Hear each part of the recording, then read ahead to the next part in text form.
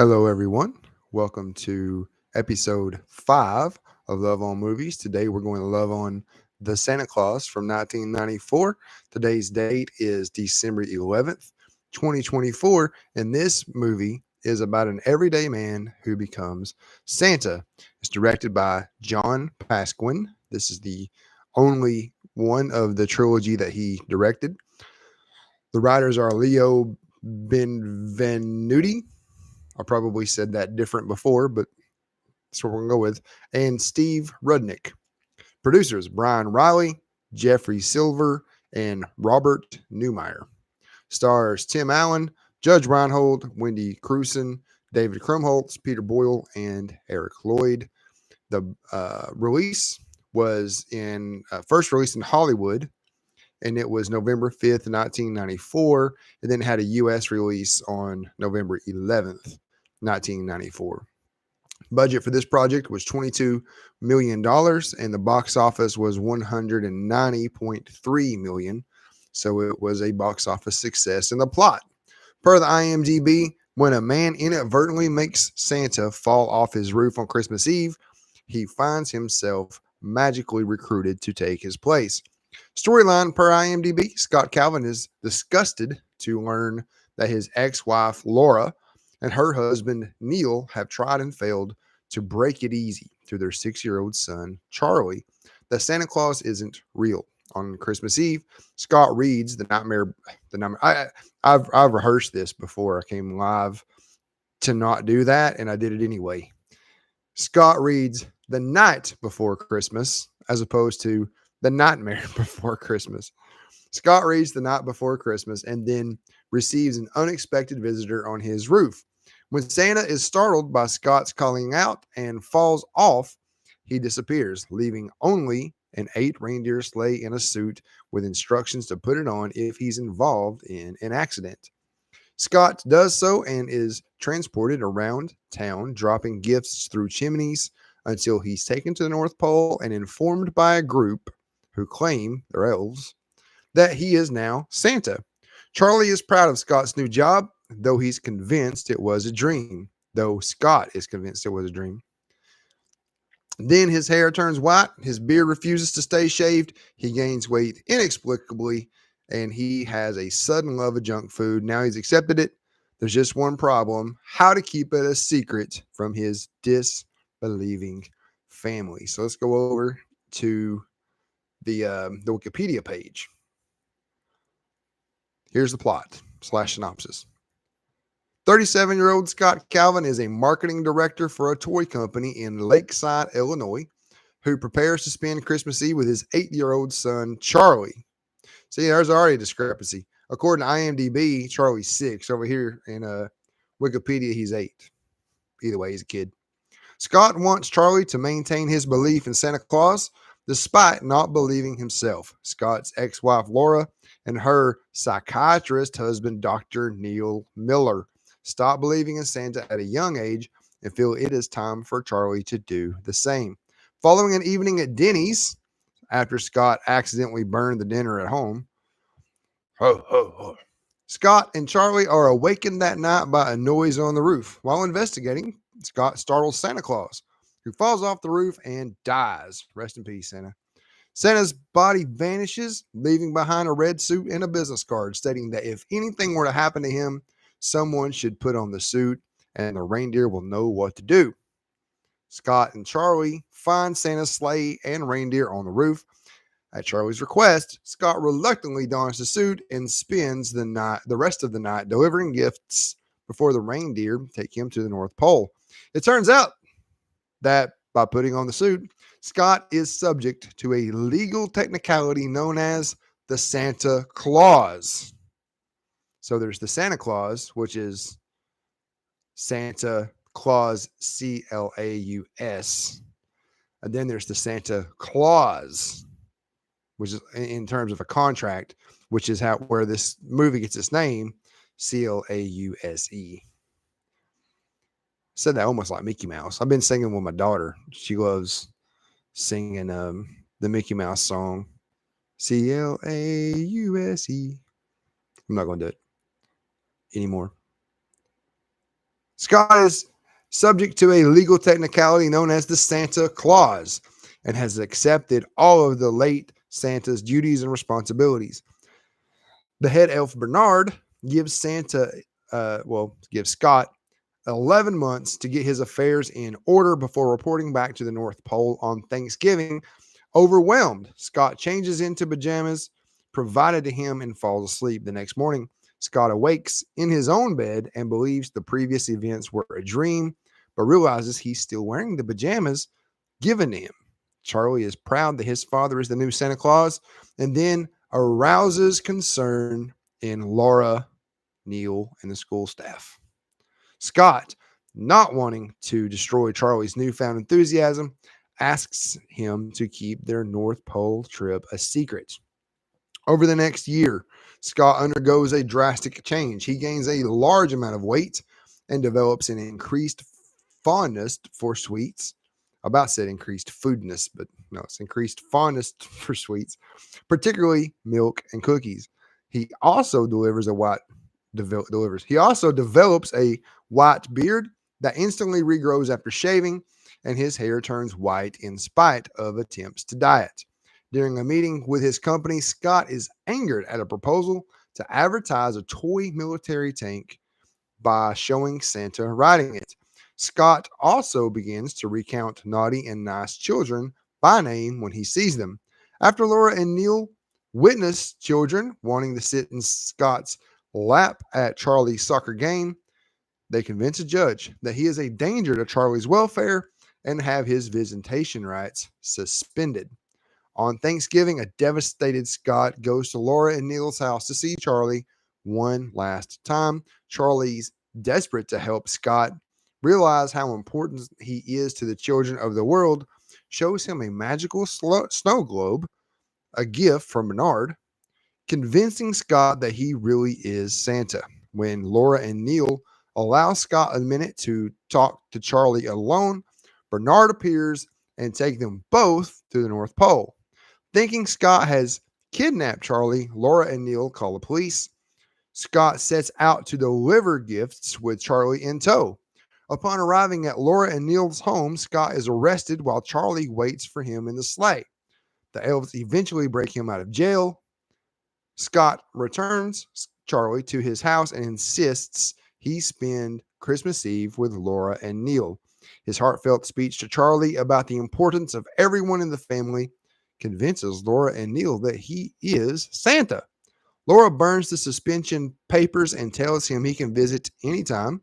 According to Bernard, anytime Charlie shakes his snow globe, his father will appear. Before leaving, Scott gives Laura and Neil the two presents that they never got as children, which caused their disbelief in Santa. His takeoff from the roof proves his identity to the police and various witnesses outside the house. After Scott leaves, Charlie summons him back with a snow globe, and Laura agrees to let them go together in the sleigh to finish delivering presents. So let's look at some awards from IMDb. Looks like 2 wins off of 9 nominations. Let's see what they won. Nominee winner, BMI Film and TV Awards. It was a music award for Michael Convertini. And then what was the other winner? People's Choice Award. The 1995 winner for the People's Choice Award for Favorite Comedy Motion Picture. And then there were some other awards, but they were all kind of minor awards that they were nominated for. They didn't win them. They didn't win no Oscar or anything like that. Reviews. So let's go over to Rotten Tomatoes. I figured out the last episode that I did, episode 4, where I did Planes, Trains, and Automobiles, that I don't need to look at my TV. I was reading them off the TV from what used to be called Voodoo. Now they call it Fandango at Home, which is a terrible name. It should be Voodoo by Fandango, but nonetheless, they didn't ask me. The tomato meter, 73% by the critics, based off of 59 reviews. The popcorn meter, 66% by the audience. 250,000 plus. So fresh all around. Let's come down here where it says critics consensus and read critic reviews. Let's find some good ones. Here we go. Chicago Tribune. A genial, lightweight entertainment. Seattle Times. I've never mentioned them before. Gave it fresh. Chicago Tribune was fresh. This is Allen's movie debut, and it's easy to see why his show is a ratings smash, his show being Home Improvement. There's an effortless quality to his humor, and it's also got a quietly urgent edge to it. Here's a fresh from Orlando Sentinel. I was surprised to find the Santa Claus rather easier to take than anticipated. That don't make sense. How about a rotten from Philadelphia Inquirer? Here's a buzzkill. Like most modern fantasies, the Santa Claus isn't very clear about the rules governing Scott's new power. Now, listen, that's fair. And as you keep going with the trilogy and into the TV show, The Santa Clauses, the rules change. I mentioned it.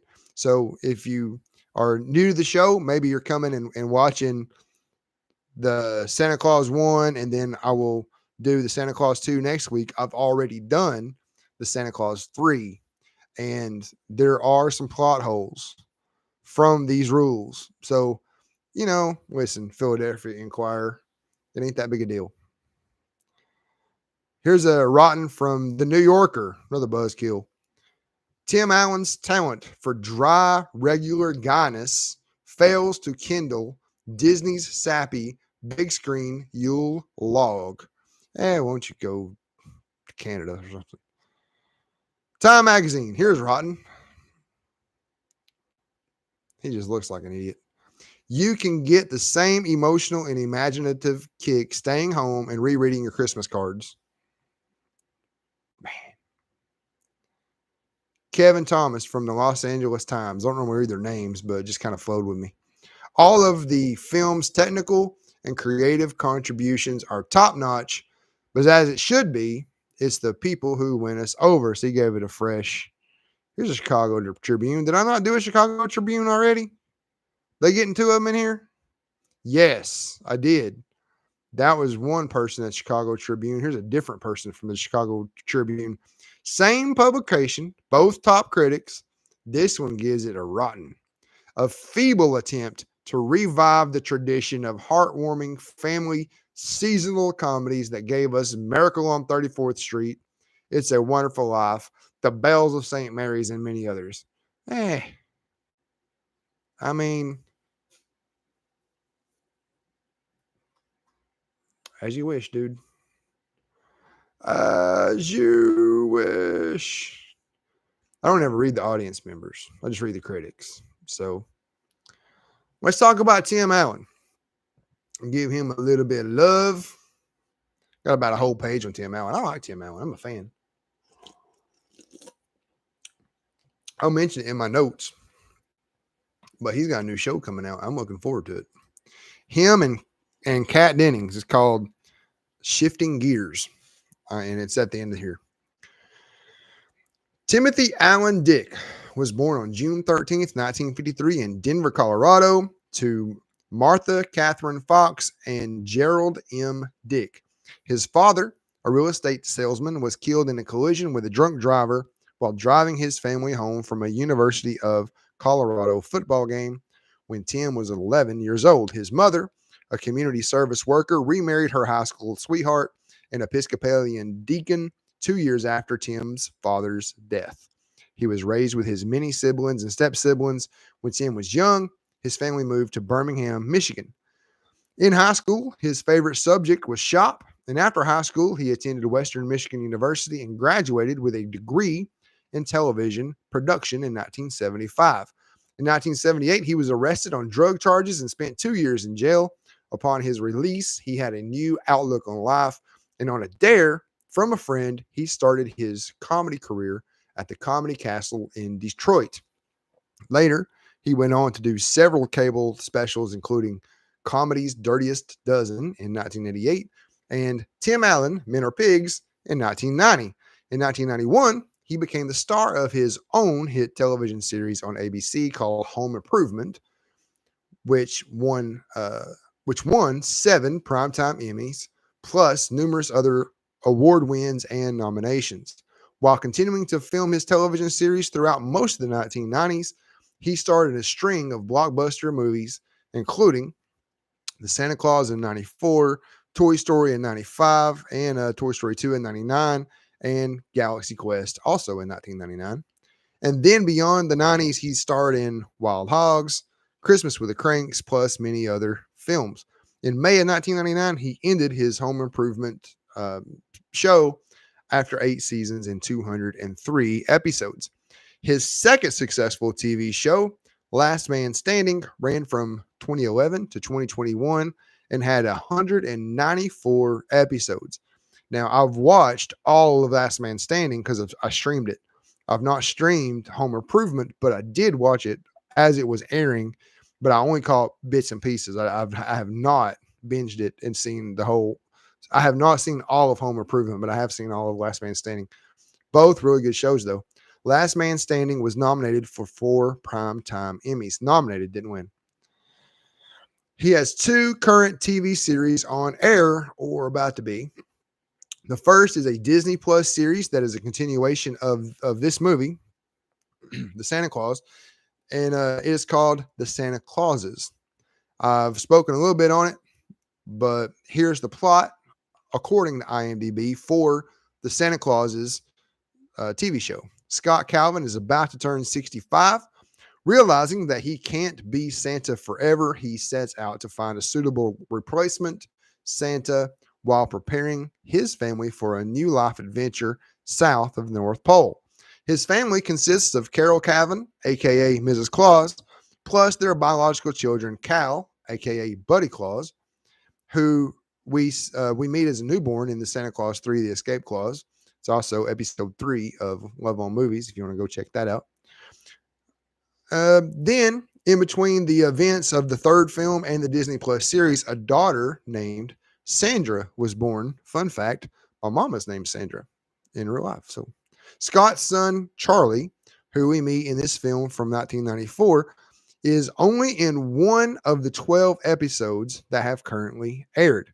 Despite his enthusiasm of Christmas and his father being the Santa Claus in this film, as he grows up, he decides to not take over the job, and so far really only makes a cameo in the current show. So that's disappointing because I love Charlie. Tim Allen's latest show, as I'm recording this podcast, is being teased on TV as a new series set to premiere on January 8th, 2025. So that's less than a month from today.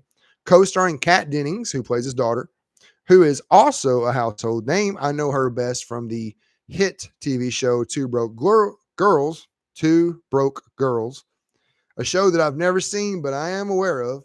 And she's also in the Marvel Cinematic Universe as Darcy Lewis, which is a character introduced in Thor back in 2011.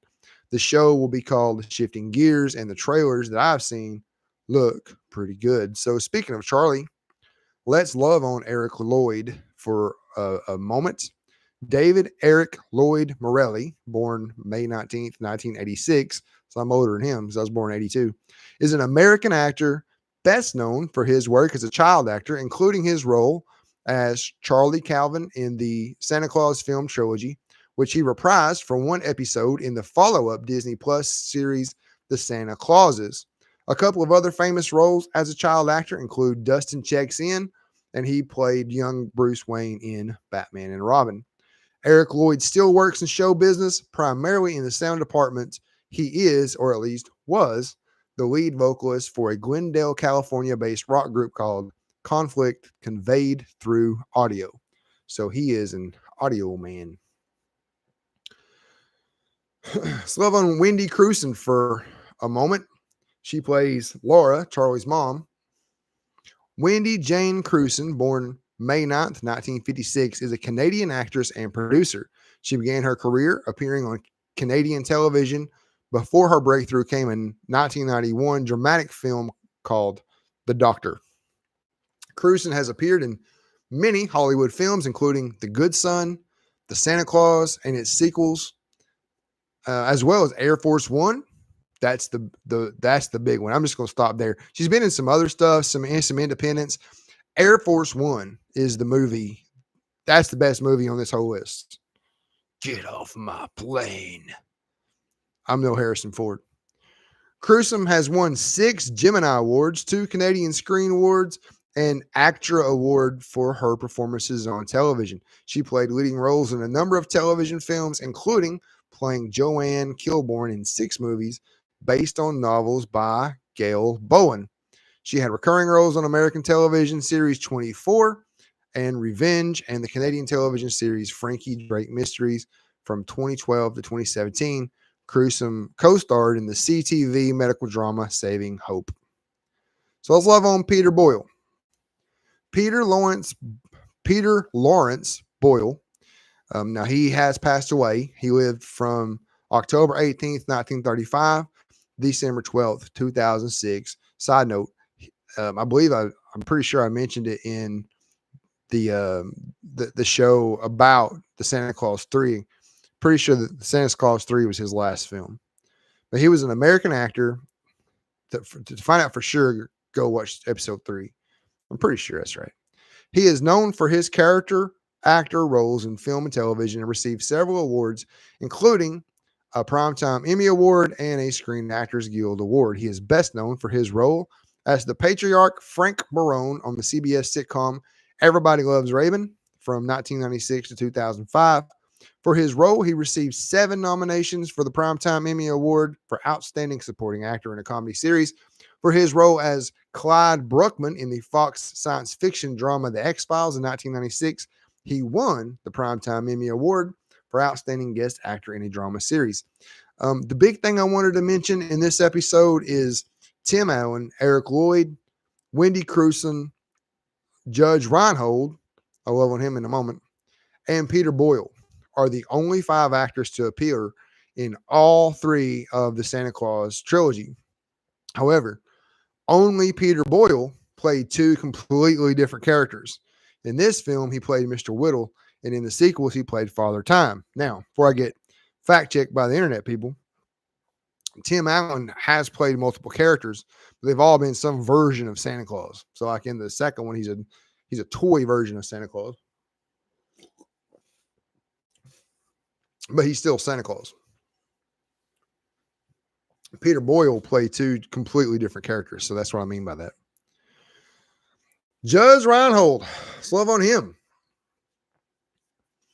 Edward Ernest Judge is a nickname. Reinhold Jr., born May 21st, 1957, is an American actor who is best known for his work in Hollywood films during the 1980s. He has starred in several popular films such as Stripes, Fast Times at Ridgemont High, and Ruthless People. All those are 80s movies. He has also co-starred in all 4 of the Beverly Hills Cops films and all 3 of the Santa Claus films. He never made it as a leading man. He had some lead roles after the success of Beverly Hills Cop 2, but all of them were flops. He also had a reputation of being difficult on set.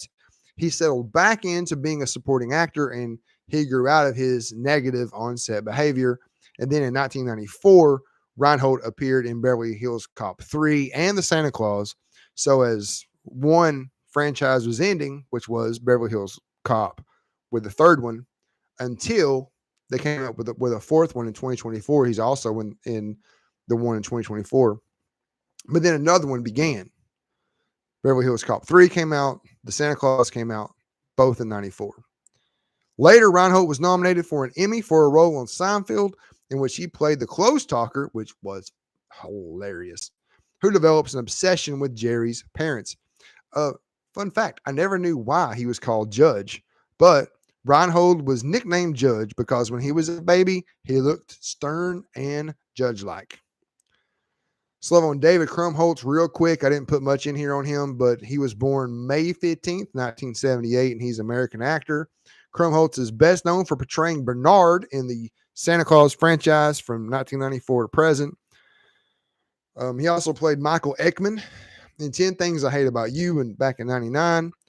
Goldstein and Harold and Kumar film trilogy from 2004 to 2011. Charlie Epps in the CBS drama series Numbers, which aired from 2005 to 2010. And Isidore Isaac Rabi, I don't know. In Oppenheimer, 2023. I've never seen Oppenheimer, so I couldn't tell you. Now, I did decide to spend a little bit of time on Frank Welker because he's credited as reindeer voice. But here's a quick bio on this legend. Franklin Wendell Welker, born March 12th, 1946, is an American actor. He began his career in the 1960s and holds over 860 film, television, and video game credits as of 2023, making him one of the most prolific voice actors in history. So if you're not familiar with Frank Welker, I'll go through it in a minute, but he's Megatron. Peter Cohen is Optimus Prime. This is Megatron, right? So at some point we'll do Transformers. That's why I wanted to include Frank Welker, but also anytime you see this note right here, with his film earning a total worldwide box office gross of $17.4 billion. Listen, he is the fourth highest grossing actor of all time as of 2024. So anytime you have someone like Frank Welker or Samuel L. Jackson, any of these that are on the list of highest grossing actors of all time, on this show, I'm going to spend a little bit of time on them. So let's talk a little bit more about Frank Welker. Welker is best known as voicing Fred Jones in the Scooby-Doo franchise since its inception in 1969, and the title protagonist himself since 2002. In 2020, Welker reprised the latter role in the animated film Scoob, the only original voice actor from the series in the movie's cast. He also voiced Baby Kermit in the original Muppet Babies, Oswald the Lucky Rabbit in Epic Mickey and its sequels, Megatron, Galvatron, Soundwave, and various characters in the Transformer franchise. It's almost like they buried the lead. He's Megatron. Yeah, he's the other ones too. He's Megatron. Santa's Little Helper and Snowball 2 on The Simpsons, Shao Kahn and Reptile in the 1995 Mortal Kombat film. We'll talk about that someday. Curious George in the Curious George franchise. Getting excited. I can't talk. Garfield on The Garfield Show. Nibbler on Futurama. The title character. I'm going to roll with it. In Jabberjaw. Speed Buggy in the Scooby-Doo franchise, Astro and Orbity in the 1980s revival of the Jetsons, and various characters in the Smurfs. Much of his work includes animals and monster vocalizations. In 2016, he received a Lifetime Achievement Emmy Award. He was nominated for the Children's and Family Emmy Award for Outstanding Voice Performance in an animated program in 2022. Frank Welker is a legend. Now, here's almost 2 pages of trivia. There's just a lot of good stuff in here, and I'm not going to leave it out. The reindeer in the film were all from the Toronto Zoo. Bill Murray and Chevy Chase were offered the role of Scott Calvin, but both turned it down. At one point in the film, a brief exchange between Scott and Laura takes place in which Laura hands Scott a piece of paper with Neil's mother's number on it. Scott then says, 1-800-SPANK-ME? I know that number. In 1996, this line caused an incident in which a child from Steilacoom, Washington, Never heard of it. Some city in Washington called the number, which turned out to be an actual working sex line number, and incurred a phone bill of $400. Beginning with the 1999 DVD release, the exchange was removed from all future U.S. home media releases of the film, though it remains in the earlier released VHS and Laserdisc releases and most digital downloads. The line is also removed from the Disney Plus print. On television broadcasts, the number is changed to 1-800-POUND, which doesn't make sense because pound's only 5 numbers. You would need 7 for it to be an actual phone number. Also, I didn't write it down, but this is convoluted even since this trivia was put on IMDB. You'll just have to watch the movie and see which version you got. Different versions have 1-800-POUND. Some versions probably don't even have it in it. Some of them went back to 1-800-SPAKE-ME. So it's I mention it only because it's a thing. It's just something to know. And it's funny when you see little controversies like that. I mean, we're having that today with Wicked.com. They just came out with that movie Wicked, which is supposed to be like somewhere between based on a book and a Broadway play. They made a movie of it.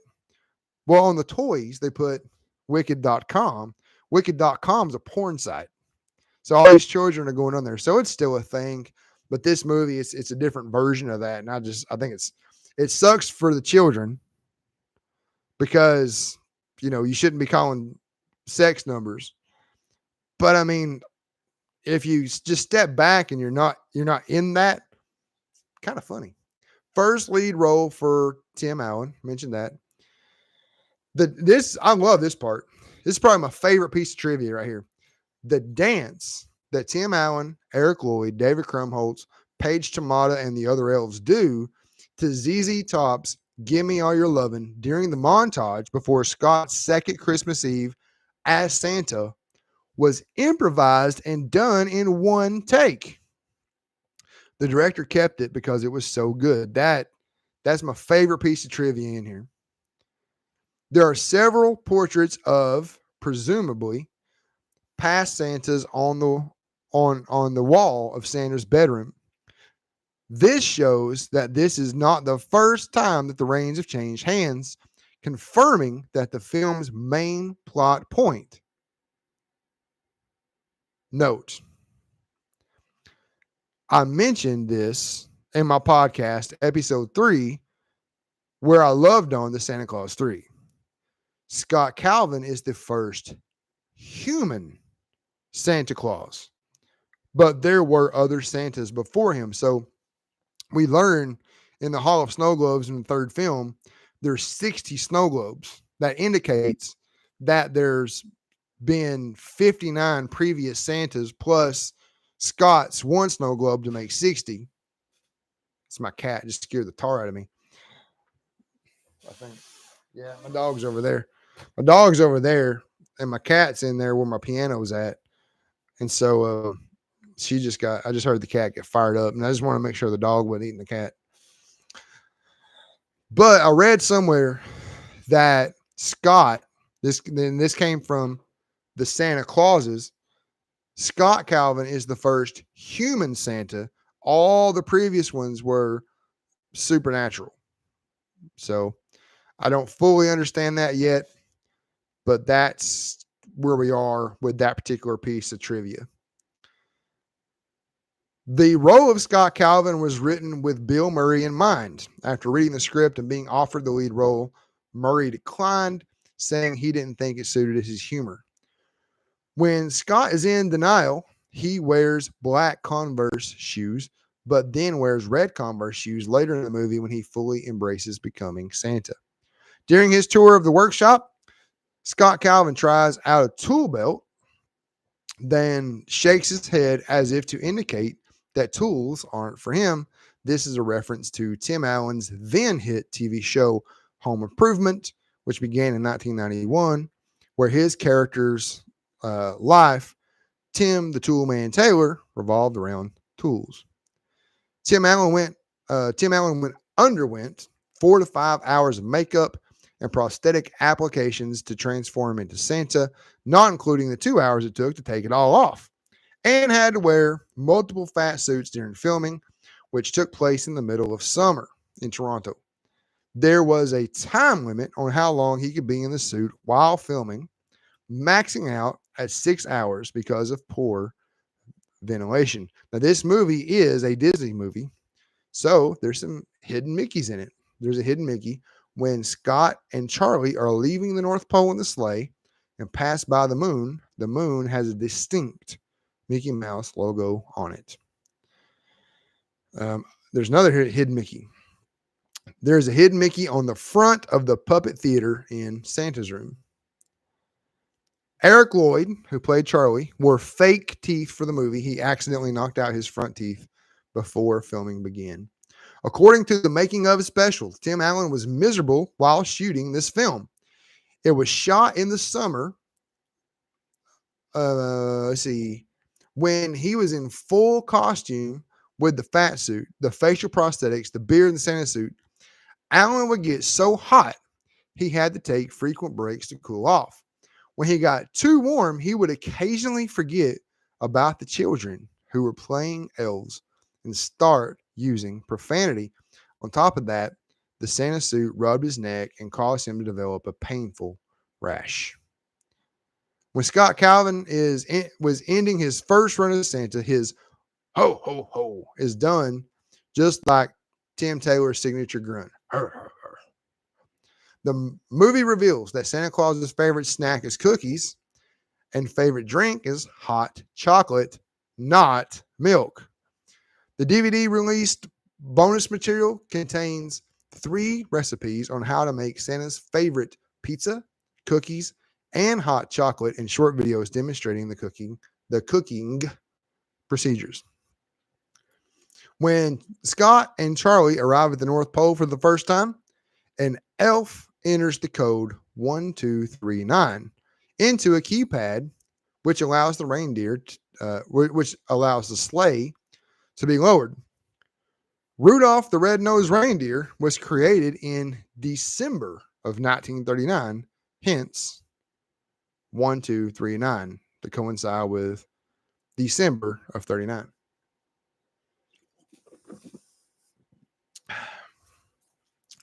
Scott watches Miracle on 34th Street, the 1947 version, on television, which was also a Christmas film that revolved around a man that no one believed was really Santa Claus. Another fun fact was the Miracle on 34th Street, the remake, which was done in the 90s, was also released in 1994, the same year that this movie, The Santa Claus, was released. When Scott Calvin /Santa Claus steps on the scale to check his weight, it reads 192. This is in reference to the Christmas song by Robert Wells and Mel Torme, which says, 2 kids from 1 to 92. When Charlie goes with Scott and Bernard to the North Pole near the end of the movie, it seems as though Charlie is only gone for a short time. He was, however, gone for almost a month, being gone from Thanksgiving to Christmas Eve. This is represented by the fact that Bernard tells Scott in the beginning of the movie that he has 11 months to get his affairs in order and is due back at the North Pole by Thanksgiving. Bernard himself comes to get them. Therefore, Charlie is actually missing for about a month, from Thanksgiving until Christmas Eve, when he goes out with his dad to help deliver presents. Now that makes more sense when you understand that, because in the movie it's like, man, that's a severe overreaction. Director cameo. Director John Pasquin was Santa number 6 in the police lineup. This is the only film of the trilogy he directed. However, he has directed Tim Allen many times, including 39 episodes of Home Improvement, 73 episodes of Last Man Standing, and the 1997 feature film Jungle to Jungle, as well as 1 episode so far which was the pilot of Tim Allen's new show, Shifting Gears, which is scheduled to air on January 8th, 2025. Now I'm making wonderful time. 40 minutes right there. Last thing before I get out of here. When I did the Santa Claus 3, the Escape Clause, and I was organizing the show together, I noticed in some of the things I was reading that it's possible that Coca-Cola invented the modern image of Santa Claus with the red trim and the white fur, and the matching hat, the white beard, and the belt buckle, the large belt with the large belt buckle. So I wanted to just kind of look at that, look that up. I'd never heard that before. Not that I didn't believe them, but it just was kind of surprising because I just never thought of it. So I wanted to just mention what I learned real quick on this episode before I sign off. And the quick answer: did Coca-Cola invent the modern image of Santa Claus? The quick answer is no. Coca-Cola didn't invent the look of Santa as we think of him. Instead, they popularized this image. And I found an article on Snopes.com that I will put in the show notes. I've already got the link in there. But this is how the article ends. Quote, "One might therefore fairly grant Coca-Cola some credit for cementing the modern image of Santa Claus in the public consciousness, as in an era before the advent of television, before color motion pictures became common, and before the widespread use of color in newspapers. Coca-Cola's magazine advertisements, billboards, and point-of-sale store displays were for many Americans their primary exposure to the modern Santa Claus image. But at best, what Coca-Cola popularized was an image they borrowed, not one they created," end quote. So Santa Claus is in the public domain. Anybody can make anything about Santa Claus at any time they want to, and they don't have to ask permission for nobody. What you can't do is use somebody else's Santa Claus. So no one can use this version of Santa Claus. But if you just look at the history of Santa Claus, he's a hodgepodge. I did more of how Santa Claus became about in episode 3 of Love on Movies, where I talked about the Santa Claus 3, the Escape Clause. So I don't want to repeat the same information as I said over there, because if you're watching them in order, you'll get to it. But the character Santa Claus is in the public domain. So any medium you watch. So I love watching Alvin and the Chipmunks. He's in there. The Miracle on 34th Street is in there. You look at Friends, anything. They have some version of Santa Claus. That's all I got today. Thank you, everyone. We'll see you for episode 6, which will be the Santa Claus 2, the Mrs. Claus.